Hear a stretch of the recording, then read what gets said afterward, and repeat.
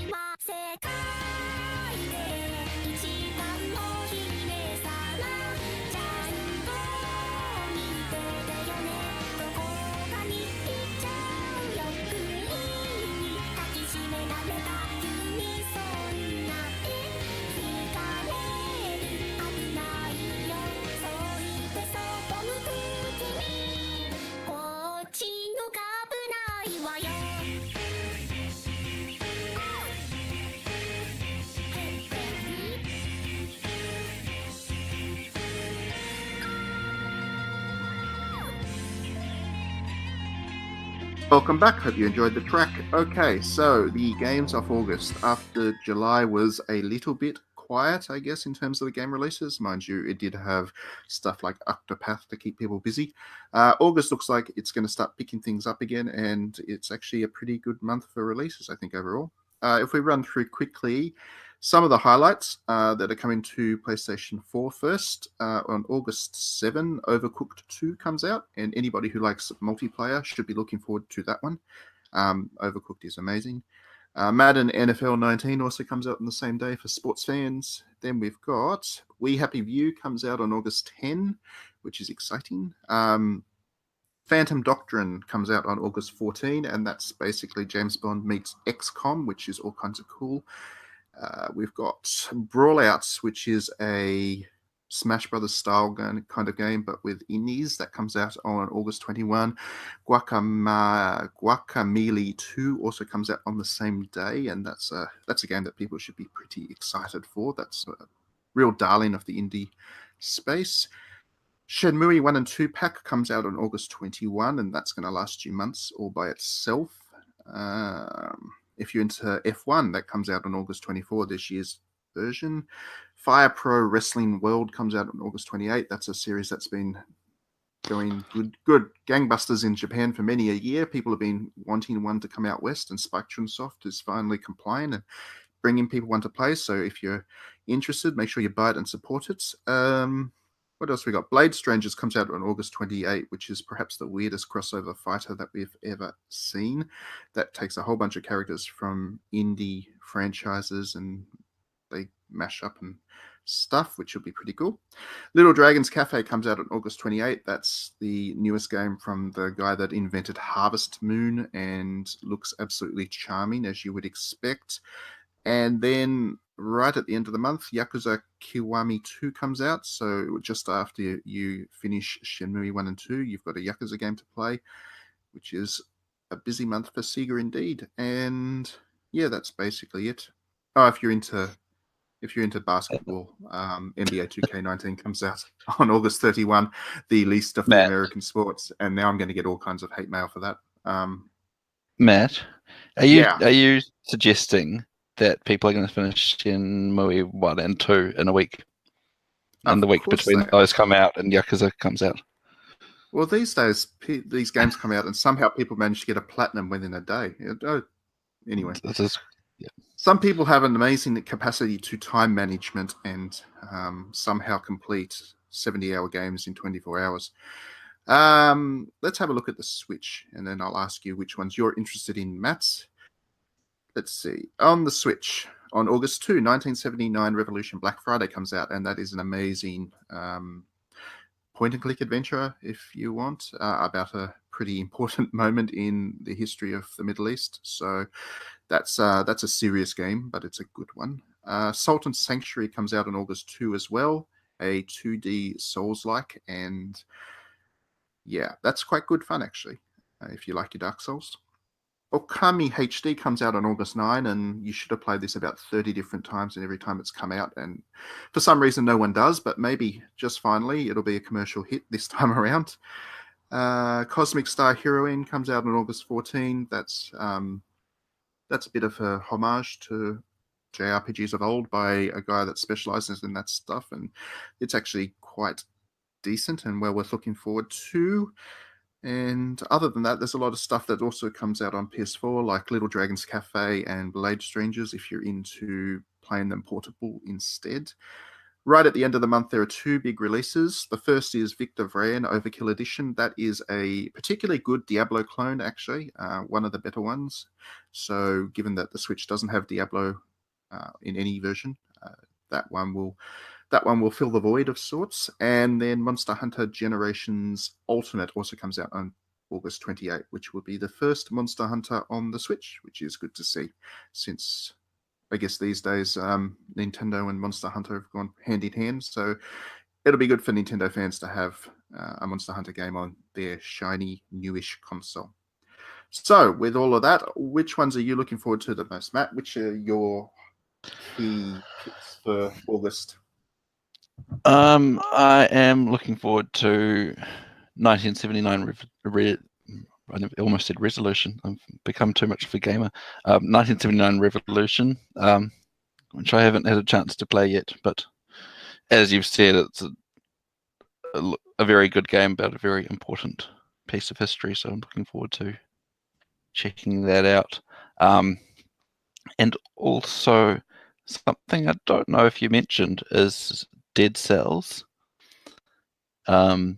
which is like a Metroidvania kind of thing. There's going to be a few of those this month. That has been in early access on PC for a while, and lots of people say it's very, very, very good. And as a bonus, let's support the developers who have no bosses, and the entire team makes a point of everyone being paid the same and having the same level of authority within the developer. Yeah, that was a big bit of news, I guess, that came up this week. There was an interview, I think it was, and the developer came out and said their team of, I think it's about 14 or so, they're basically all paid the same, whether they've been there for 1 year or 14, and they all have an equal say in creative decisions that are kind of made within the game, and nobody. It's kind of the ultimate of the flat structure that a lot of organizations talk about. There are no bosses. Everybody works together, and everybody enjoys the rewards equally, which is a nice thought, especially in the games industry, where business models behind the scenes tend to be, especially in terms of the way that they look after their employees, tends to be controversial at the best of times. So yeah, it's worth probably worth supporting the developer on that basis. Unfortunately, it is a Metroidvania, and those games are universally terrible. You're just going all in with the bad opinions today, Matt. I am. Basketball's a terrible sport. Metroidvanias are terrible games. I'm not a big fan of that genre, but yeah, I probably will support this one just to support the developer. And I have heard that it is actually a particularly good example of that genre anyway. So, yeah. I'm also on that note, I'm also looking forward to Guacamelee 2, which is another very good Metroidvania game with a really neat art style and surprisingly good combat for a genre that is not really, that combat is never really like the main appeal. This was a game it's almost broader, like, isn't it? As opposed to being a platformer with enemies that you kind of shoot and move on. It's much more intricate in that. The combat system is pretty neat, which I think is what made it appealing to so many people. That plus its amazingly distinctive art style. Yeah. What else? I'm looking forward to the Shenmue collection, because I've never played those games, and maybe I'll see what all the fuss is about. I think it's going to be an interesting one. It's going to be really interesting how people respond to that, because the Shenmue games are really great, and I think they're well worth looking forward to. But I think they're going to be much more niche than people realize. I think a lot of people are thinking, it's maybe early Yakuza or something, because it came from the similar place.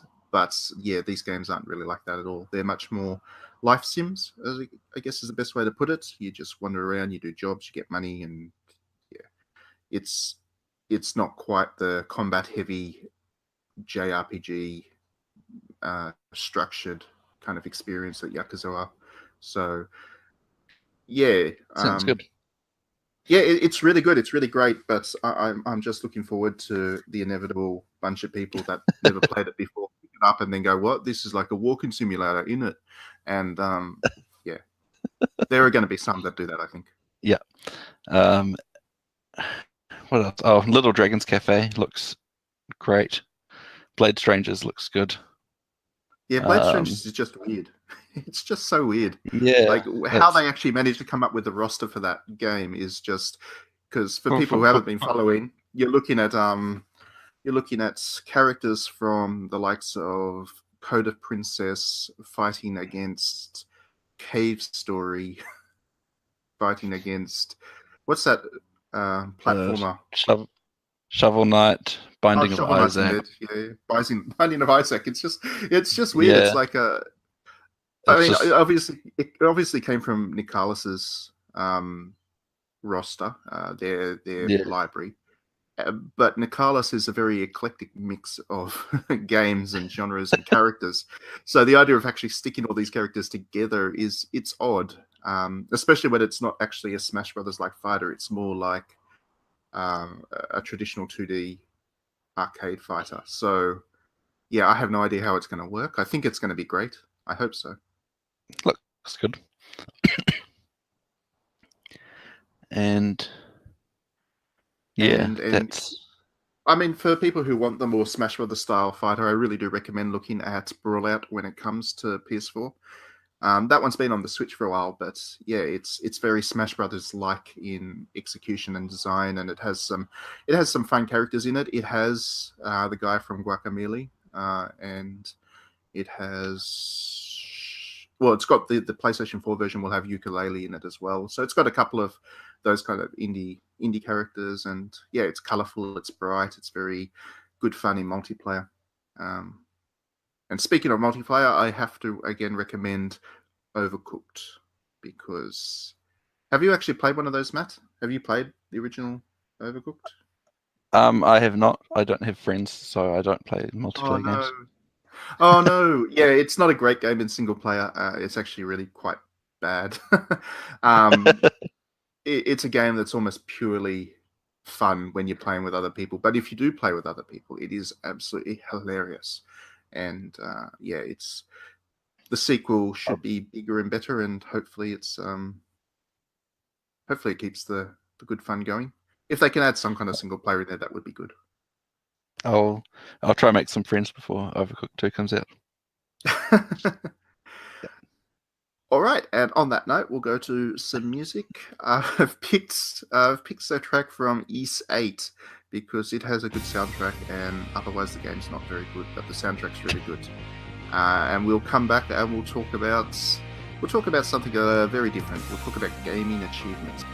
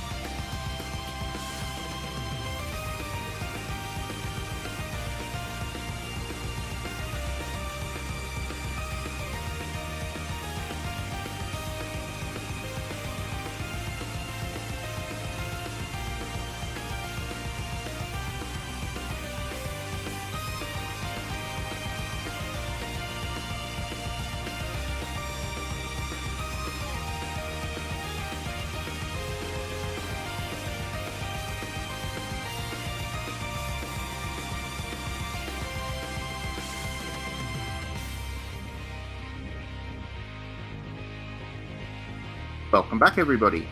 So for the second section of the podcast, as I mentioned, I thought we'd talk about some of our highlights, some of our achievements that we've had in video games, things that we're particularly proud of, because, yeah, if you play video games for long enough, you'll find things that you found particularly challenging or something that you really need to stick with for quite a while. And by the time you get to the end of it, you notch that up as something that you're particularly proud of. So I'll start. I think my greatest achievement in video games ever was actually managing to complete Persona 5. And wow. Yeah, I know. Over 100 hours of going through that. And the last 30 or 40 hours was an absolutely dismal grind. But now we know that Matt is 300 years old. No, it's I'm joking, of course. Persona 5 was a bit of a grind, but it wasn't exactly an achievement to get through it. I think the best achievement, or my favorite moment, I guess, in video games was when I completed my first Hatsune Miku Project Diva track on extreme difficulty. That was a moment. I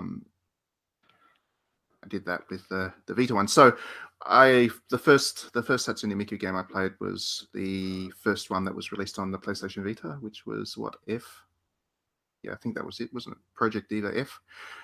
So I missed the earlier ones on the PSP and whatever. And I hadn't had too much experience with the rhythm games before that. I don't know why. I just really wasn't kind of that interested in the genre. But once I started playing the Miku one, I got really interested in it, and yeah, it was a learning curve, because the Miku games are pretty difficult if you haven't played one before. Especially for newcomers, they take a learning process. And yeah, actually, I think it would have been at least 100 hours of play before I was able to complete the first track on extreme difficulty, and I was really proud of that. I would have framed that and hung it on a wall if I could, I think. What about you, Matt? What would you say would be your greatest achievement? Probably also finishing Persona 5. I too am 300 years old. But no, I think probably, I don't know if achievement is the right word, but in terms of just bull-headed kind of sticking through until something's done, was probably finishing the PS2 Shinobi game on whatever its hardest difficulty setting was called. I can't remember. And without getting into the never-ending argument about whether it's as good as the earlier Shinobi games, and don't want to wade into that, but it was still a very hard game on PlayStation 2. And yeah, I think this was a time before the convenience of sleep modes in game consoles, where you could just put the console to sleep and then, without having to turn it off and lose wherever you're up to, and before autosaves and convenient checkpoints and all that kind of stuff. So the final level of this game is probably about half an hour long, and then there's a boss fight at the end, which is the final boss. Obviously, there are no checkpoints anywhere in the level, so anytime you die, you have to start again right from the beginning. But if you make it to the boss, there's a checkpoint at the start of the boss fight, so you can get killed by the boss and then restart at the beginning of the fight without having to start the whole level again. However, you can't save there, so if you want to turn the game off and come back, then you have to play the whole level again. So, not wanting to do that because the level itself is really ridiculously hard, when I finally got to the boss, I just kept my PS2 on for probably about a week, so that every day I could just keep trying to fight the boss and fight the boss and fight the boss, until eventually, somehow, I don't even know how, I beat it. And that was relief and accomplishment. And the days before achievements were like a mechanic and console, so I don't have anything to show for it. I just have to remember that I did. Yeah, you would have got the platinum then, if that was today. Yeah, that would have been the platinum, the last gold trophy, and then you would have got that platinum trophy. Yeah. Yeah, although I never actually played that game. I'm not the world's biggest fan of difficult platformery things, so yeah, I never passed that. I kind of passed that one on. The closest I ever got to a Shinobi style game, I think, I did actually manage to finish the original Ninja Gaiden on the Vita port of that. I actually managed to finish that on not the easiest difficulty. It wasn't the hardest difficulty, I don't think, but I think it was like the middle level one, and that was about as far as my gaming talents will ever take me. Oh, that's impressive. Because I think I finished that on the Xbox version of it on the easiest difficulty, and that was about as much as I was willing to take from that game. Yeah, that's a hard one. Even the easiest difficulty, even when they're doing the auto block and stuff for you, it's still a ridiculously hard game. Hey, they definitely turned that one on. Yeah, it's funny how like a lot of the time the achievements, I guess, are tied to difficulty in terms of the stuff that we really remember. I guess there's still that old, because that I guess kind of came through back in the original days of video games when they were made artificially hard so that you'd keep spending money in the arcade and stuff. Yeah. But it seems to be that still people want to, in terms of the achievements that they remember from playing games, it's still the difficult experiences that they really kind of seek out. Like I know Dark Souls, for example, people like to set themselves that goal of finishing the game without leveling up and stuff, and that's a heck of an achievement. But again, it's tied to making the game more difficult. It seems like there aren't too many cases of developers making a kind of a memorable achievement, something that you kind of remember that you've done through different means. And I've always wondered if there's kind of alternatives. There's other ways to make you feel like you've achieved something significant without it being tied to the game being hard. Can't think of anything off the top of my head. Well, when I'm playing Final Fantasy 14, if I open the chat window and type /playtime, it tells me that I've achieved playing like 100 days worth of game time. That's an achievement. That's an achievement, yeah. Did you get anything for that? No. That's probably not even close to what my time on World of Warcraft would have been over the years, but yeah, that's true. Yes. I wonder if that's why a lot of games actually include those clocks now. I think part of it is to tell you that you're getting good value for your monies by you look at the clock and it says you've been playing for X number of hours. You're like, yep, okay, so this game was good value, as opposed to, you know, if it finished an hour before, it would not be good value. But I think also part of the reason is, you know, people, I guess, if they really love a game, they like to feel like they've achieved something by spending a lot of time with it. I know I've mentioned more than a couple of times that I would have spent. I definitely have spent more than 1,000 hours playing Hatsune Miku games over the years. So I guess that's a bit of achievement. I guess I don't have any of my own stories to tell, but games like Minecraft and those sort of creative games would have a different sense of achievement, just in terms of the creativity, the element of absolutely, creativity, and that's and probably building something and completing something. Yeah, that's probably you're probably right. There's definitely I imagine an element of that, and kind of all those survival games as well. Not that I play them or enjoy them that much, but certainly I can imagine people would take something from it if they feel like, you know, they've done something particularly creative with the game or done that. And I guess another achievement is people who break the game in some way. You know, they find stuff in the code that was, you know, removed in time, you know, for the final release or whatever. You know, those kinds of people that break into the actual code of the game and see what the developers were doing with it. I guess that's a kind of achievement. It's not to do with playing the game itself, but it's certainly an example of people interacting with the game in a way that they probably feel like they've done something significant with. And then that also feeds back into like speed running and all that kind of crazy achievements that people do. Whether it's just playing the game really fast or like figuring exactly how to break the game, so that if you go and play Super Mario 64 and find the exact right section of a wall and jump with perfect timing, you can like climb the wall and jump through, get through the ceiling and land on the final level, and weird stuff like that. Yeah, absolutely. I think my favorite video of somebody playing with the game in that kind of way was a blind guy actually played through Ocarina of Time, the Zelda game, and he had to do it by setting it up with a hacked version of the game, so he could just keep resetting his progress as he was going, because obviously he was falling off cliffs and all that kind of stuff. But yeah, he got through it. He actually managed to complete Ocarina of Time.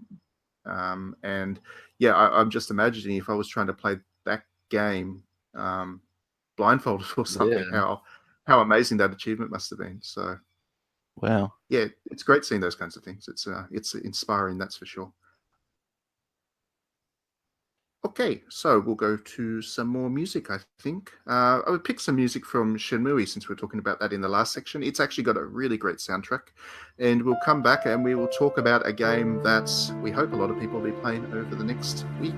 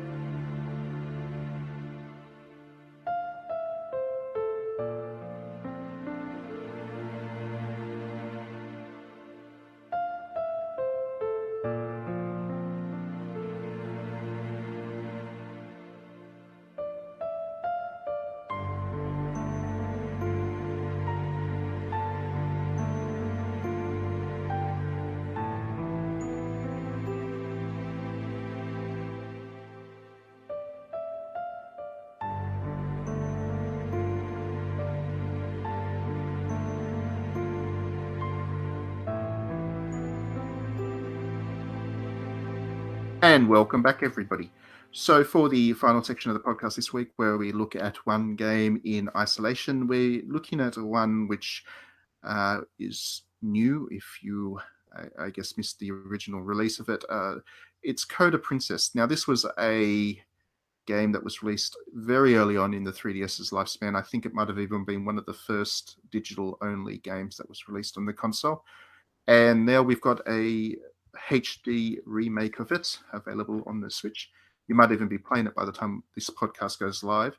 So yeah, as somebody who's played both versions of it, I've got things to say. But Matt, you've only played the Switch version. What are your thoughts about it so far? Do you like it? I've only played the first couple of levels, I think, so I haven't played enough really to have a concrete idea, but I'm enjoying it so far. It is an interesting game. I'm sure you will have thoughts on the main character's costume. Yeah, that's kind of as lots of people have thoughts on the main character's costume.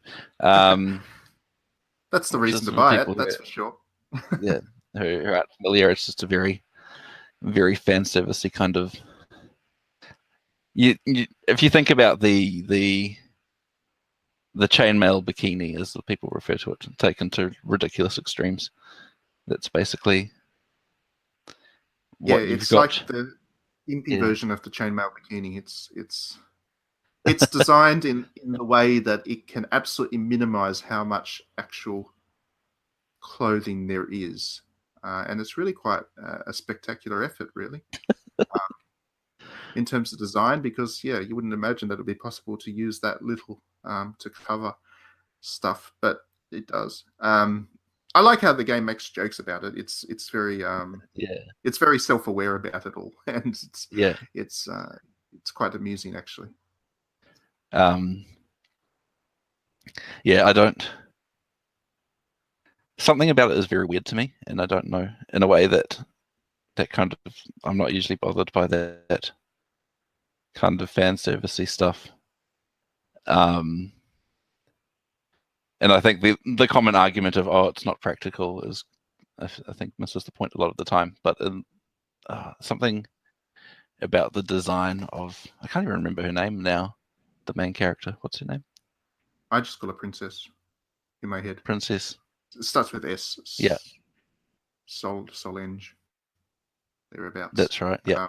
Something like that. Yeah. It just doesn't. I think part of it doesn't. I was just going to say, I think part of it might be that. Part of it might be that she's the only fan servicey character in the game. Kind of, like all the other characters are dressed quite normally for a kind of a fantasy game, I guess. I wouldn't say they're dressed normally. Well, then the other characters aren't really. They're not really fan servicey. So it kind of stands out that she's the only one. Weird. Yeah. Yeah, that might be part of it. It does seem like she's a little bit tonally. Her costume's a bit tonally odd compared to everything else that's going on around her. So yeah, I get where you're coming from that perspective, I guess, and I think that's probably. I think there was something also.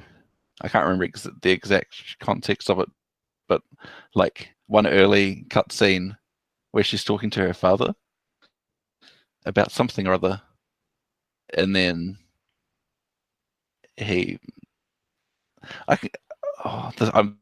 not going to talk about this because I can't remember the details, but then she says something weird, and it was just kind of like bordering on uncomfortable in a way that these games usually aren't.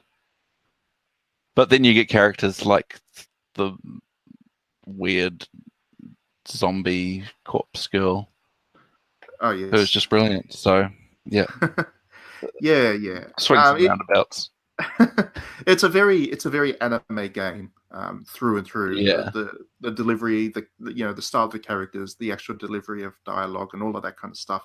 It's very anime, and obviously that means it's not going to appeal to everybody out there. And if the art of the cover doesn't give that away, then you'll know that within the first 10 minutes of playing the game. But yeah, I enjoy it. I think it's all done with enough humor that I don't take any of it seriously enough to be too focused on the story, I guess. it's all very light. It's all quite forgettable, like we've already, like as we've already discussed. We can't even remember the name of the princess. It's definitely a very throwaway kind of story, which is done in a very light spirit, and it's good fun, and it basically pushes you from one level to the next.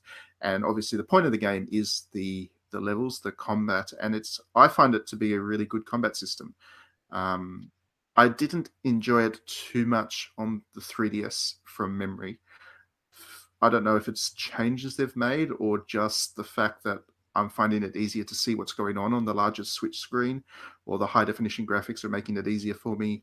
I know they've done some things to improve the game. I suspect that's probably part of it, but I'm finding it much easier and much more enjoyable on the Switch. I'm finding it much.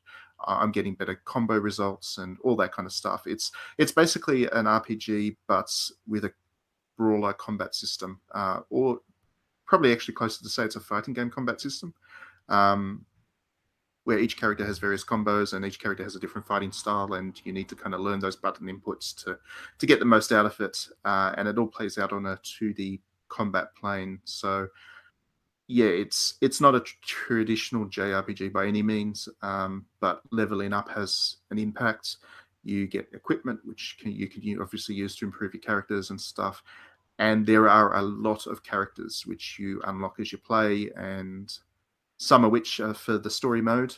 Other ones are just for the bonus modes, but you actually can go through and play a whole bunch of levels with enemy characters as well. You unlock all of those, and you end up with dozens and dozens of different characters, which they all level up separately. So there's a lot in the game. There's a lot of different fighting styles. There's a lot of challenge, and yeah, it's a good game. Whether, as long as you can either enjoy or put aside the fan service and the nonsense story, the combat and stuff is really enjoyable, I find, at least this time around. Which I know you probably only got the slightest taste for so far, having only played a couple of levels, Matt. But did you find it easy to step into the combat system? Not at first, but that was mainly because I didn't realize that the tutorial was a separate mode. Right. And yep. like you select the tutorial from the main menu, and it kind of shows you how. And so there were like things where I was pressing the button and like, I don't know what this is doing. The princess is just like making a weird, doing some sort of like powering up thing, and what is the use of that? But then yes, when I actually did the tutorial, then it all made sense. Yeah, I don't usually like beat 'em ups that much of the style, but I'm a bit quite bland and button mashy and all the things people accuse Dynasty Warriors of being. But in Code of Princess, there seems to be a lot more to it than just pressing buttons and watching things die, which is nice. Yeah, and that's why I kind of said it's probably closer to a fighting game than a beat 'em up. I know people can call it basically either. I don't know what it's listed as is in media and whatever. I think it might be listed as a beat 'em up actually, but it is closer to a fighting game, I find. Not the most complex fighting game, but a fighting game nonetheless, just that you're taking on a half dozen enemies at once rather than one-on-one. But yeah. I haven't had a chance to test it out yet. I'd like to play the multiplayer mode, which is new, I believe. I can't remember it being on the 3DS version. Yeah. So there's a co-op mode now where you can actually work with somebody else to run through the levels. I think that'd be pretty neat. Brawlers are always better, or fighting games are always better when you're playing with somebody else. I haven't had a chance to test that out yet, though. But I think it'd be pretty good, especially given that each character has such different style to their combat. Yeah. It'd be fun to buddy up with somebody and work through the weaknesses of the characters together. It's listed as an action adventure role-playing game. Well, okay, well, it's not any of that really. I don't know. If I was to describe it, I would say it's a fighting game with RPG element. Yeah. But yeah, action adventure doesn't really say anything. I mean, that's like saying it's Zelda. It's not really. But yeah, it's good fun. It's bright, it's colourful, and I'm glad it's on the Switch. Me too. Yeah, and on that note, we'll looking forward to your review. You've got a bit to go yet. It's for a brawler. There's an awful lot to play through. But on that note, we'll finish up for the week. Thanks very much for tuning in, everybody. We've got some music from Code of Princess to finish up because that is thematically appropriate to the section, and we're very on the ball with these things. Enjoy, and we will be back next week with more stuff to talk about.「